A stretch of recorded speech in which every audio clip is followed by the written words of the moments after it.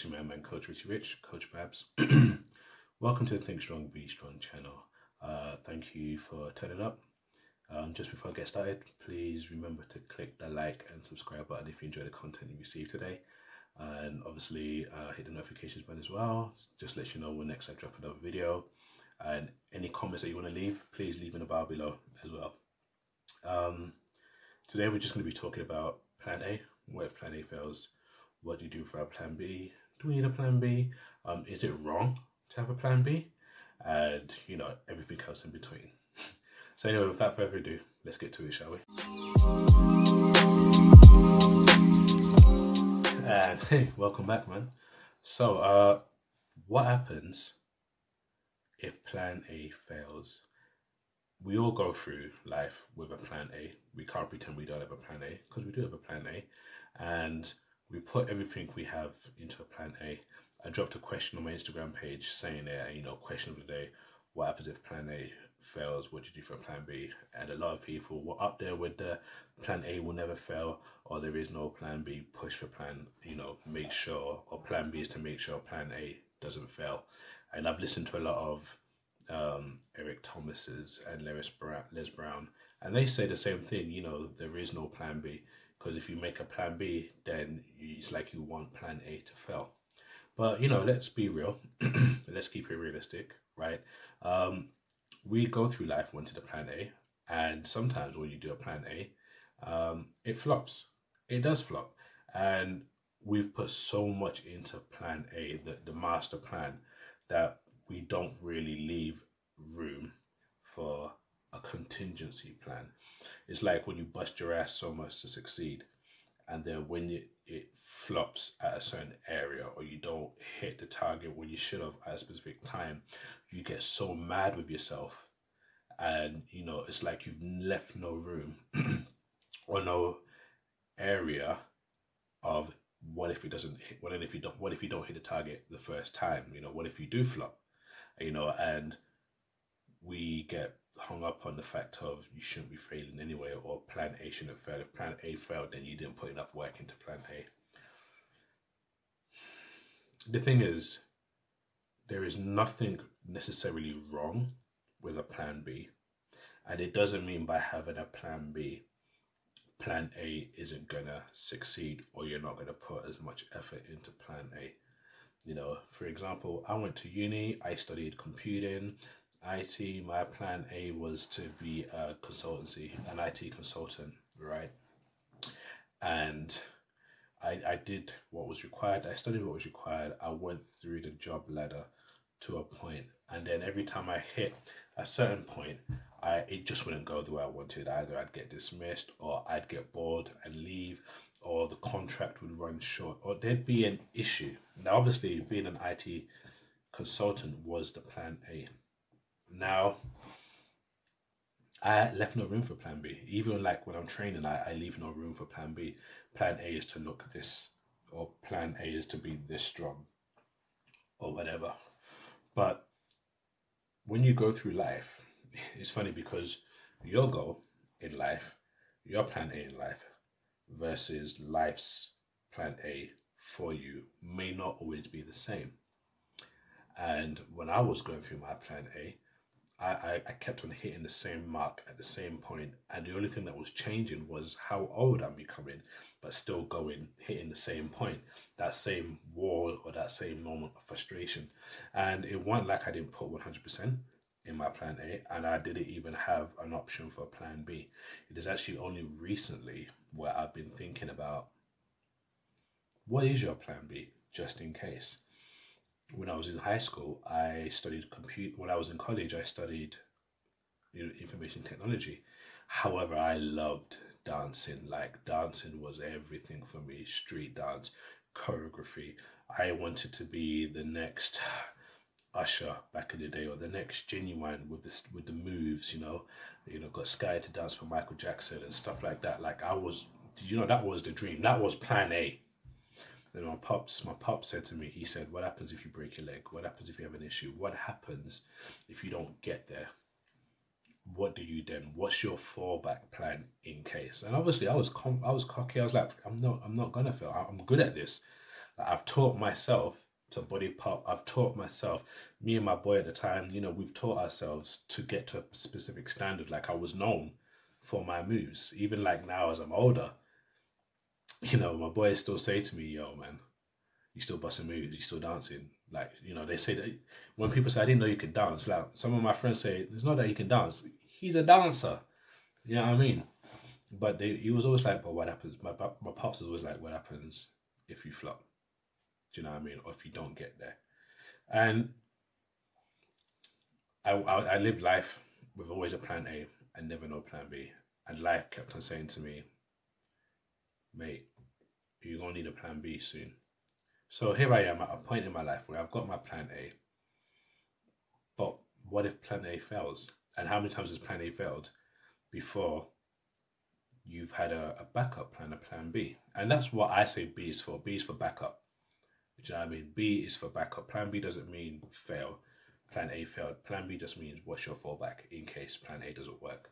My fallback is this: talking to you guys, motivational speaking, inspiring, encouraging, you know, talking and using my power voice to broadcast belief in yourself, self-belief, self-growth, manifestation of who you can be.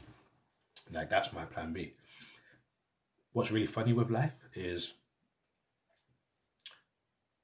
your plan A and life's your plan B may be life's plan A for you, but you've been so focused on this version of what you think is plan A that you've not heard the universe or life whisper in you, or different experiences you've had along the way that whisper to you, man, this is where you should be, this is what you could be doing.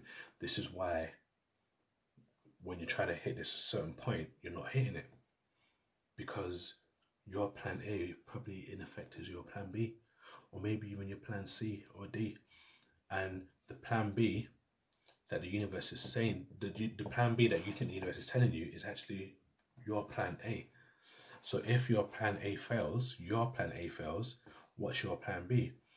Well, to me, I say your plan B is what the universe has been whispering to you, what experiences you've been having along the way, what have you been exposed to, like, to make it easier to understand. So when I was in college, coming up to uni, one of my boys used to say to me, you should be a teacher, you're quite good at delivering information, and you know, you're patient with people to get what you're saying.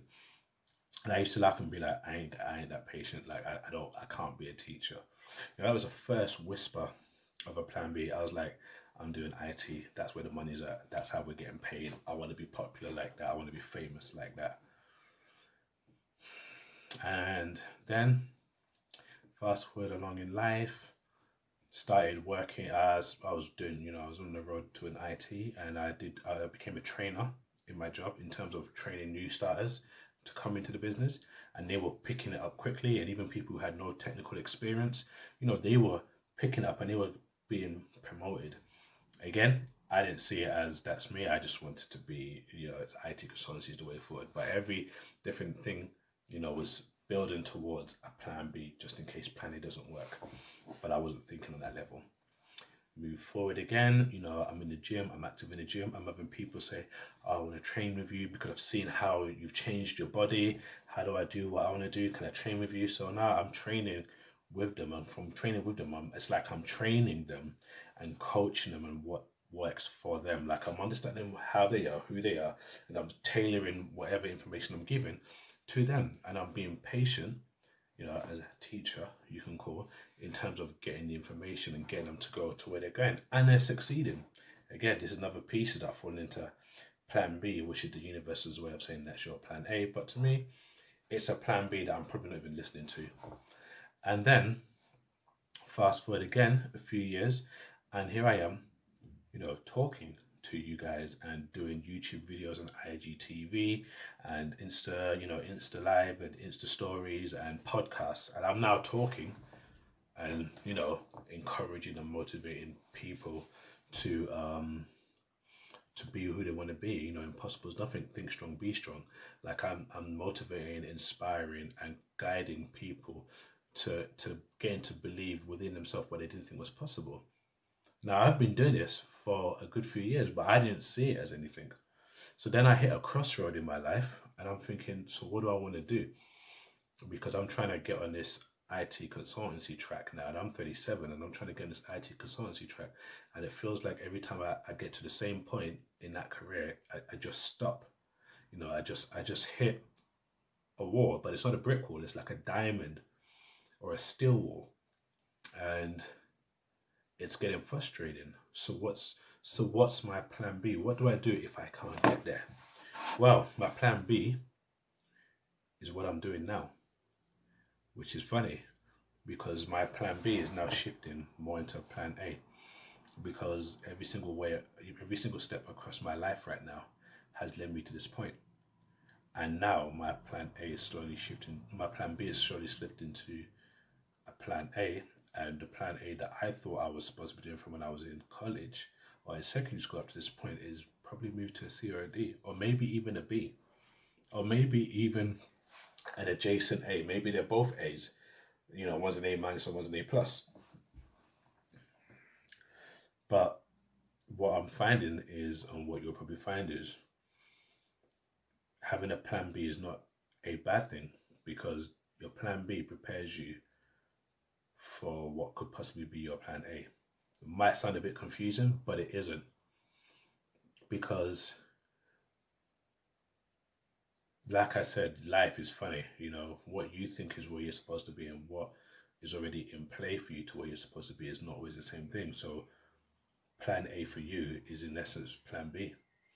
And plan B, which is what is the experiences you've picked up along the way and what you've done with your life and the different skills you've picked up and what you find yourself being drawn to more versus what you're actually doing, is actually your plan A, but you've not been listening, so you've called it a plan B, and therefore you're not putting as much effort into it as you are what you think is your plan A. And really and truly, it's reached this expiry point, or it's reached a point where it's not really for you and it's no longer where you want to be, and your other calling is calling you.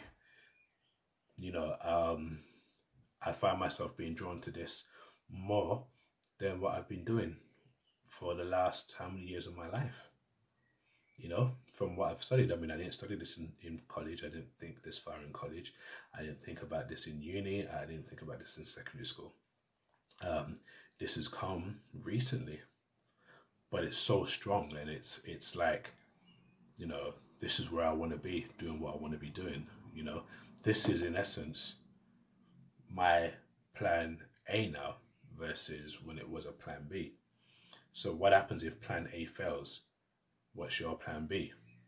I ask again, what's your plan B? Your plan B is what your subconscious mind or heart has been calling out to you to do, what you find yourself drawn to do, you know. And if it happens that what your plan A is what you feel like you've been drawn to do and you're hitting success, then you go all the way. And you don't worry about plan B. You go all the way.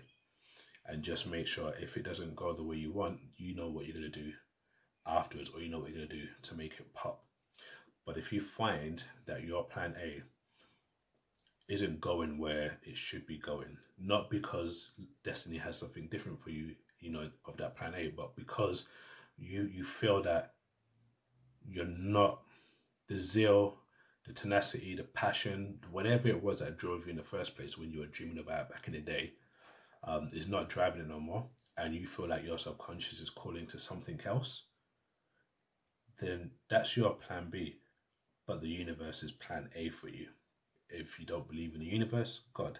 If you don't believe in God, destiny. If you don't believe in destiny, coincidence. Whatever you believe in. But if it's tugging at your subconscious, I'd say that's your plan A. But that's the universe's plan A for you. But for you, that's your plan B. And if your current plan A is not working, maybe take a stab at plan B. Does that make sense? I hope it makes sense. But yeah, that's all I was thinking. You know, and you're going to come across a lot of things in life that pushes you backwards and forwards. You know, with the plan that you originally had and the plan that's actually set out for you. You know, I've had enough happen to me along the way to know that and to listen to that now. And me sharing that with you is asking you, what are you going to do? What happens if plan A fails? What's your plan B? Anyway, guys, like I always say, live your life one step and one rep at a time. Remember, impossible is nothing. And think strong, be strong. Peace.